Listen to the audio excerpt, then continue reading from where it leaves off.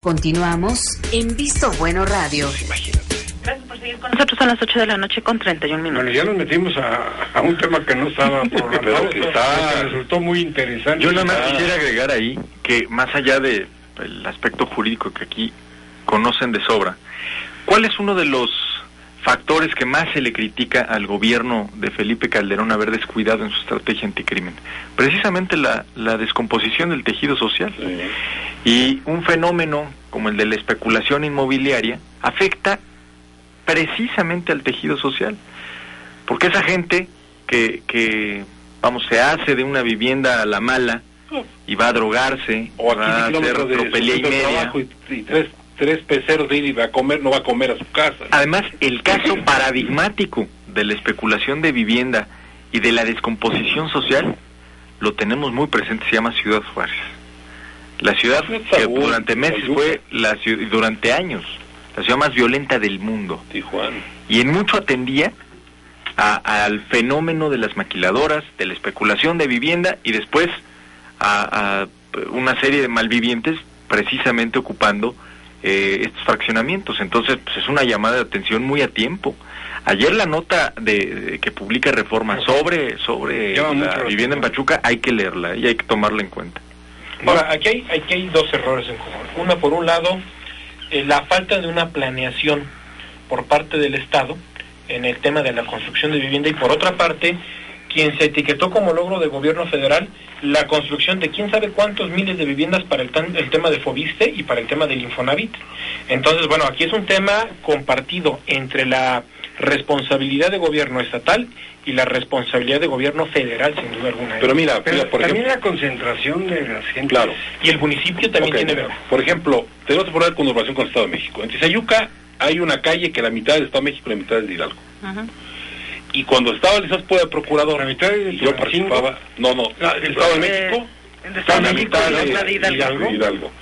Y cuando hablo de esas puras, porque no hablo de mi persona, que yo también participo en la Procuraduría, pues llegan a cometer delitos, ¿te acuerdas? Aquel de tres delitos con tal crudeza y tal violencia que nos impactaron como autoridades, el conocer el tipo de delincuencia juvenil que se estaba gestando en esa zona, ¿no? Y nada más se cambiaban de una... Hablamos de jóvenes que van en la calle caminando, se encuentran a dos gentes, golpiza, violan a esos dos gentes, luego se violan entre ellos, uno se escapa, llega la policía, los detiene, y tenían atrás de ellos unas fechorías. Jóvenes que de estar tomando cerveza en una esquina, pues, violaron a dos que iban pasando, pues, se les ocurrió, luego entre ellos se violaron, generaron mucho... Todos del mismo sexo. ¿Te acuerdas? Todos del mismo sexo. Entonces fue muy... ya en esos niveles de degradación social, es una realidad en Tizayuca, en Ciudad Sagún, en los puntos de conurbación. Yo creo que en todo el país. En todo el país. Son conflictos Tijuana. en todo el país. Bueno, pero Ciudad Juárez es la muestra clara, que los hemos venido viendo de manera incipiente desde hace muchos años, y nunca hemos hecho nada. O sea, siempre nos conformamos con la apariencia. Vamos a aumentarle la pena a los delitos, que ha sido una deformación de la ley terrible, o sea, es verdaderamente terrible, y con eso lo solucionamos. ¿Qué es lo que hay que hacer? O sea, rediseñarlos el sistema de justicia, partiendo de la nueva realidad que tenemos, pero sobre todo con el objetivo básico del ciudadano. O sea, ¿cómo hacemos para que el ciudadano pueda de manera más directa recibir esa justicia? Porque el problema es que no lo tiene, o sea, tiene que pasar por un abogado. Permitimos nosotros, permite el Estado que cualquier pelafustán, o sea, se ostente como abogado, ponen despachos, no tienen título, tienen cédulas chuecas, y hasta este momento, las quejas en contra de profesionistas en esta área que nada más se dedican a esquimar son muchísimas. No se consigna jamás una averiguación en contra de ellos. ¿Y la defensa pública? Debería haber una instancia específica en Procuraduría para atender delitos cometidos por profesionistas. Hay una acción en contra del ciudadano por parte del profesionista terrible, en todas las profesiones. O sea, dejo a salvo profesionistas respetables que hay, claro, pero hay cada médico, cada abogado, y lo digo públicamente, cada notario, que cuidado, contadores públicos también. En el equipo ya no va a estar Natividad. En lugar de que metamos a alguien en lugar de Natividad, ¿por qué no invitamos cada semana aquí en el programa de radio a alguien? Si estamos hablando jurídicamente, pues invitar al abogado. Si estamos hablando de salud, invitar al médico, para que viniera aquí a platicarnos, pero nosotros prepararnos para poderle cuestionar y nos expliquen, ¿no? Mira, Luis, lo que decía Licenciado Sepúlveda, me da, ahorita que decía eso, cuando estuve en la Procuraduría Fiscal, por ejemplo, yo recibía mucha gente de misceláneas, que iba a un Vivales, que decía, les pago, les dimos contabilidad, y les quitaban sus papelitos, se la robaban, no les pagaba nada. Cuando llegaba la autoridad fiscal a ejecutar, la pobre gente no tenía ni papeles, le habían esquilmado el dinero, y de esos había 10, 15, que se dedicaban a recorrer changarritos y a esquilmar a todos. O sea, como decía, no es de abogados, es de médicos, de abogados, de contadores. Pero es que lo que sucede es que el delito común, por así decirlo, no tiene el glamour de lo que nos ha robado el sueño en los últimos años. Es que reza la sabiduría. Ese es el problema. Ese tema es bien importante. Es que reza la sabiduría popular algo. Dicen que a río revuelto, ganancia de pescadores. Entonces, cuando el problema verdaderamente está incontrolable, pues, lo que pasa. Ahora, el tema, yo creo que va también concatenado con otro asunto, el tema del rediseño del tema de la procuración y del sistema de administración e impartición de justicia. Creo que los temas de planeación de una ciudad deben ir verdaderamente enfocados a responder, por ejemplo, si en el estado de Hidalgo se va a construir un aeropuerto, pues lógicamente eso va a tener un impacto social, y ese impacto social se debe de prever con mucho tiempo en el tema de seguridad, en el tema de agua potable, en el tema de electricidad, y si esa planeación no se está llevando, sin duda alguna estos problemas detonan de manera incontrolable, y al rato los esquemas tanto de procuración como de... Pero no te vayas al aeropuerto cuando se construye un nuevo fraccionamiento alrededor. Es un tema de planeación. Porque implica mayor seguridad. El municipio no gana nada. Y si no, el municipio pierde. No hacen vialidades alternas a las que están del municipio. Son como todos los pagos ilegales. Funcionan abajo de la mesa.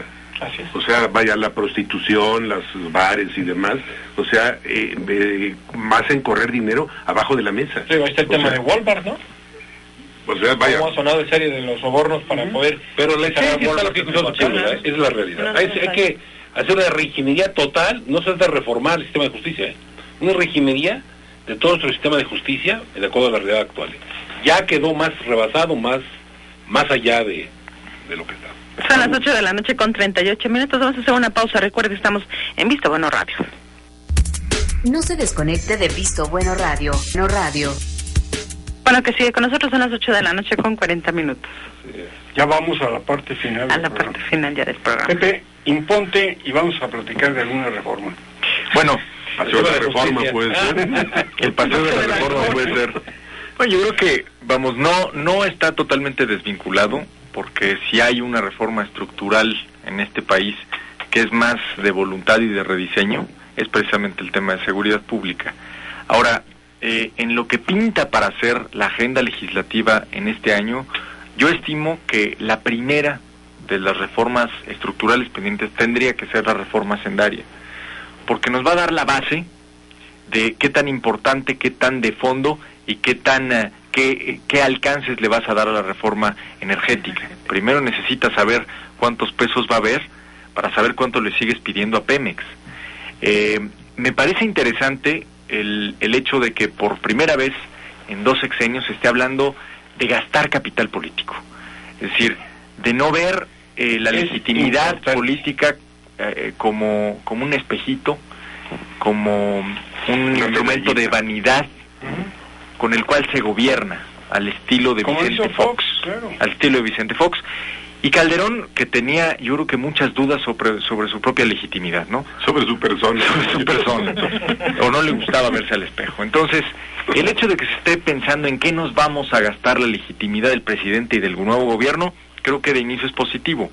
Ojalá los alcances de las reformas sean lo que esperamos. Por ejemplo, en el campo educativo, que no demos marcha atrás ante la presión legítima por defender a su gremio de la profesora Gordillo. En el tema fiscal, bueno, que rebasemos este discurso tan gastado de solo ampliar la base y mejorar el gasto, pues sí, digo, eso es de cajón. ¿Cómo? Pero en los pesos y centavos, porque además las promesas de campaña del presidente Peña, tan solo el tema de seguridad social universal, el tema de infraestructura con todos los ejes troncales, la red ferroviaria, etcétera, eso cuesta dinero. Tan solo el tema de seguridad social universal está calculado entre 5 y 6 puntos del Producto Interno Bruto. Sin reforma hacendaria, pues una de dos, o lo financiamos con deuda o no lo hacemos. ¿Pero qué implica la reforma hacendaria, Pepe? ¿El aumento de irremediable de los impuestos o una reingeniería para que sea mejor cobrado y mejor pagado, que es un programa para pagar? Reingeniería para cobrar, reingeniería para ingresar. Pero, o sea, no es un impuesto que permita tener ¿cómo mayor gastar? base. Es que, a ver, esa no sería ¿Cómo la reforma. endeudarte? Mira, La reforma hacendaria no iría Rusos. sobre esa vía. Esa es la reforma fiscal, sobre el tema tributario, sobre el tema de los impuestos. No, la el tema de hacendaria- la el tema de la hacendaria- hacendaria, cómo hacer más eficiente nuestra hacienda pública para verdaderamente efectivizar la acción de Pero gobierno. sin el ingreso, ¿cómo? Cuando tú tienes un esquema perdido, en donde más o menos 33 millones de contribuyentes sostienen a un país, pues en un país de más de 110 millones de mexicanos, lo difícil es cómo podemos hacer para poder ampliar esa base Es tributaria. utópico eso. Pero si tú dices cómo vas a gastar y no tienes idea cuánto va a ingresarte, Sí, claro. yo creo que el gran objetivo, y es muy sencillo, de una verdadera reforma hacendaria, sería hacer menos regresiva la recaudación de impuestos. Es decir, Fácil, ¿no? menos regresiva ¿en qué sentido, Gerardo? dice fácil. Que proporcionalmente le cobres a los grandes capitales lo que tienes que cobrarle. Por eso se plantea en esta ruta la desaparición incluso del régimen de consolidación fiscal, Que es un atraco. que es un atraco en Banamex, ¿te despoblado. acuerdas que hizo Banamex? Hay En que segundo poner- lugar, sí poner sobre la mesa, pues voy a decir aquí, que prendan la pira de una vez, el tema de los impuestos al consumo. El IVA es un queso gruyère. El IVA es un queso gruyère. Entonces, parte de la simplificación que nos ha llevado a tener impuestos como el IETU, que es una doble tributación, es precisamente esta mitología fiscal que hemos construido para cobrar impuestos. Es decir, no se le puede cobrar a los alimentos y a las medicinas, pero ¿qué es alimento y qué es medicina? Hasta hace poco tiempo, un complemento alimenticio que puedes comprar como esteroides es alimento, entonces no paga impuestos. O un Gatorade se cobra como alimento o medicina. Entonces, tú tienes que simplificar, pero también poner mucho más claro qué vas a exentar. Y por otra parte, yo creo que la reforma fiscal ideal sería aquella que le dé más recursos al Estado mexicano, pero que los ate a programas específicos. Y en este sentido, pues hay una corriente económica que dice que lo que tienes que hacer para quitar los impuestos regresivos es cóbrale a los ricos lo que tengas que cobrarle. Es decir, quita esto de la consolidación fiscal. En segundo lugar, simplifica a esta gran base sobre la que recargas. Es decir, deja el ISR, elimina el IETU y a lo mejor bájalo a 28% como está. es muy la complicada tasa. el cobro de impuestos. Y en tercer lugar, los impuestos al consumo, vamos a decirlo así, el IVA, considerar un aumento en la tasa mientras esos recursos excedentes que te den, puedas vincularlos a transferencias directas. Es decir, lo que te voy a quitar por los 30 centavos que te cobre más de impuesto en la compra de esta botella de agua, te los voy a regresar vía oportunidades o programas sociales. De la caja. A ver, aquí hay una situación. Históricamente, la fórmula más efectiva para el cobro de impuestos es el impuesto al valor agregado. El IVA. En cualquier parte del mundo es el impuesto más efectivo para poderlo cobrar, Técnicamente. Digo, ahora, Justicia social. si algo tenemos, en nuestro país, porque de hecho en Deja consumo.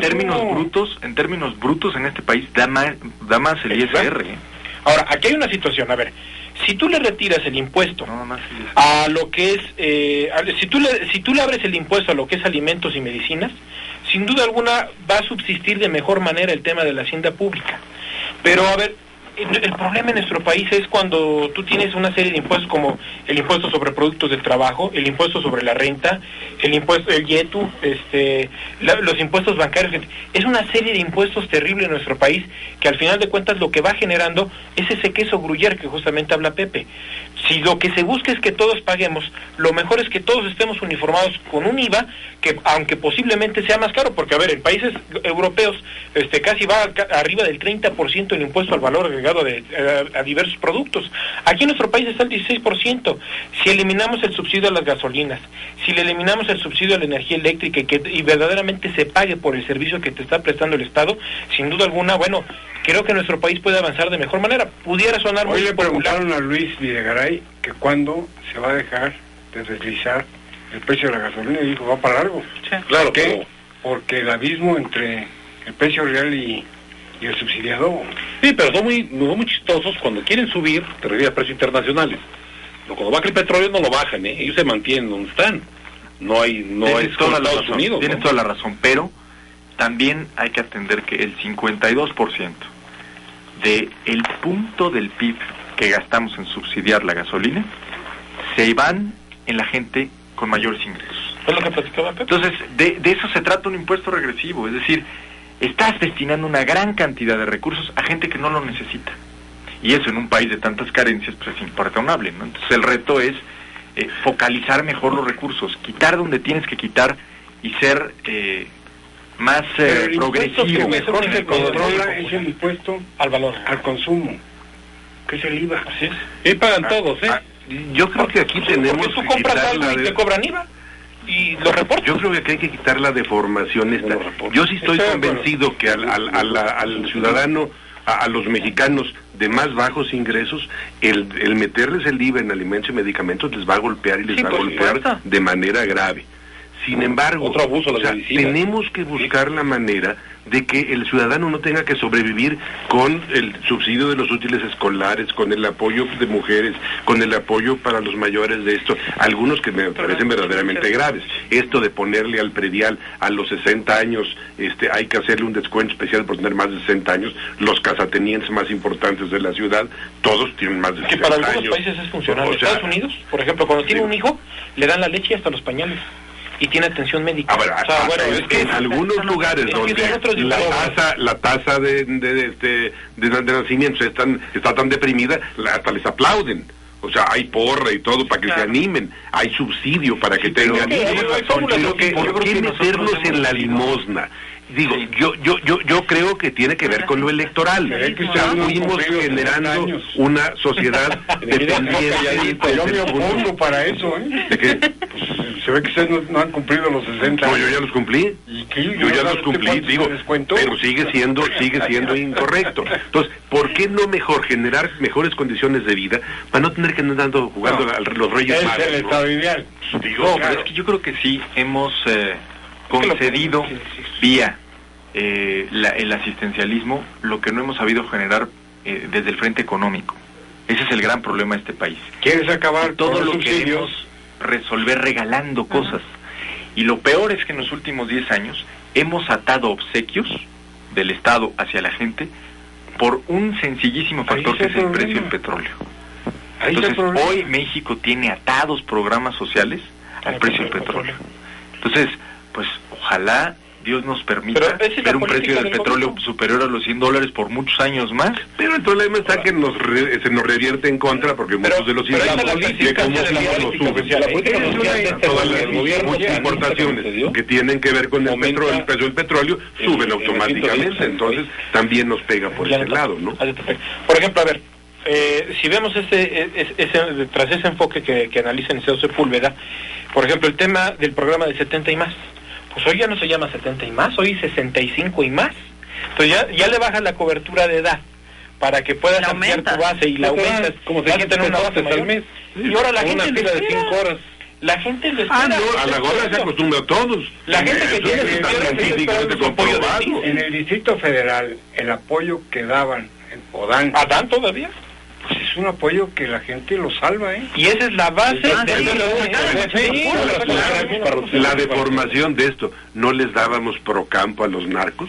Sí, claro. Digo, Eso no es una defensa. Al secretario de Semarnat. O sea, digo, vaya, no puede ser. Eso Tenemos no que significa... quitarle- Vieja cobraba también Procap. Eso no significa que el subsidio esté mal. Lo No, que está no. mal es la forma de otorgarlo. Está Sin mal control. aterrizado, no hay un control y Hay un verdaderamente hay un grave problema desde el momento de las reglas de operación. El grave problema son las reglas de operación, Claro. o sea, la discrecionalidad de las propias autoridades administrativas es lo que va generando. Pero el grave problema es la comercialización. Sí. Ah, sí. O sea, en lugar de corrupción. tantos apoyos, o sea, nomás acaben con los coyotes, que son No, los que pagan en $1 el frijol para venderlo a 20.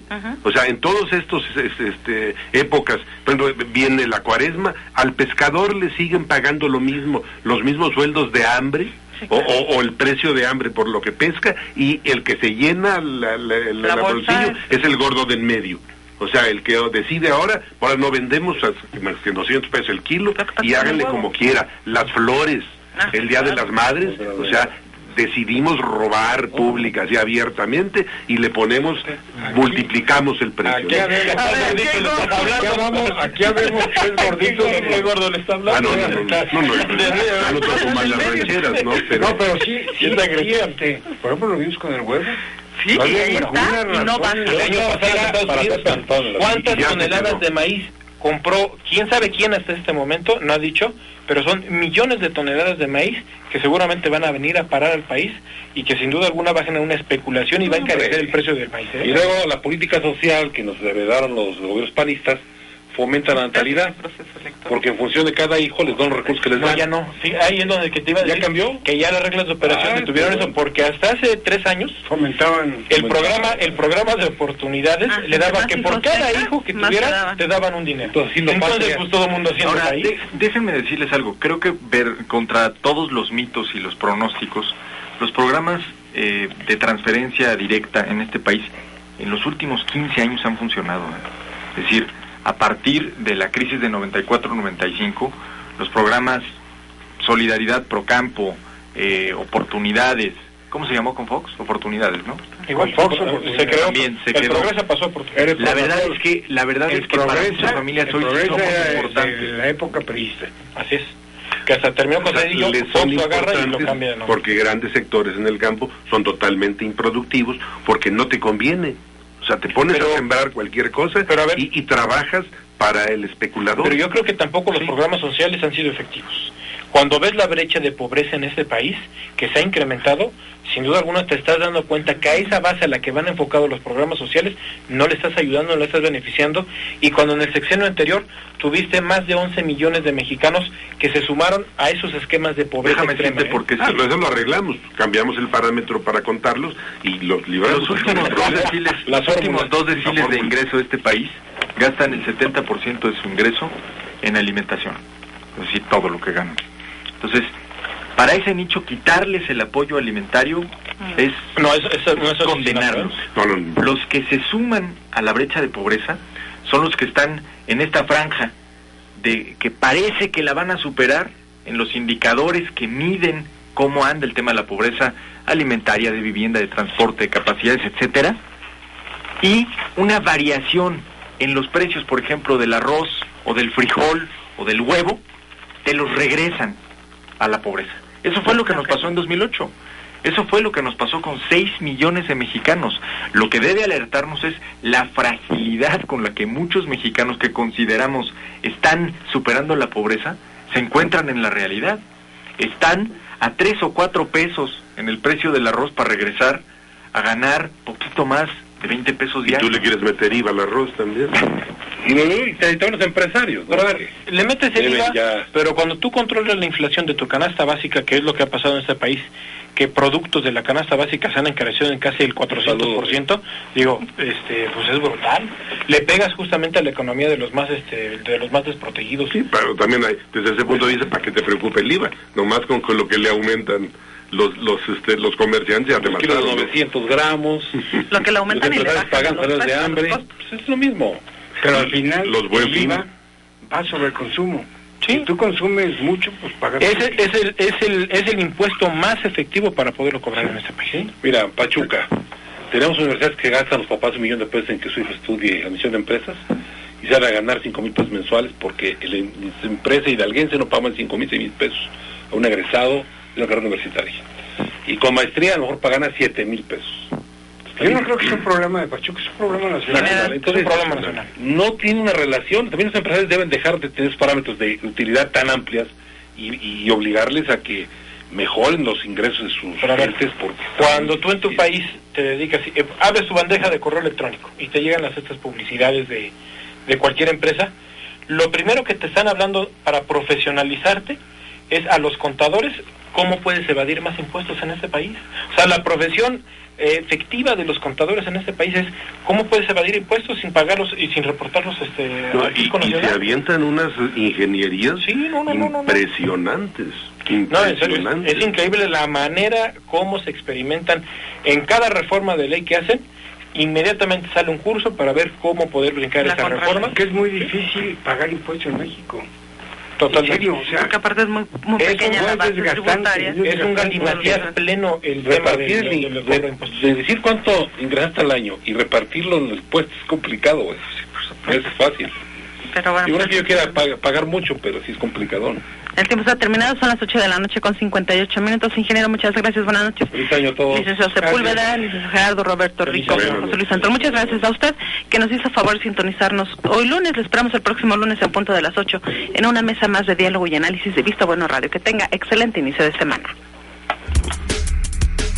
NQ La Superestación presentó Visto Bueno Radio.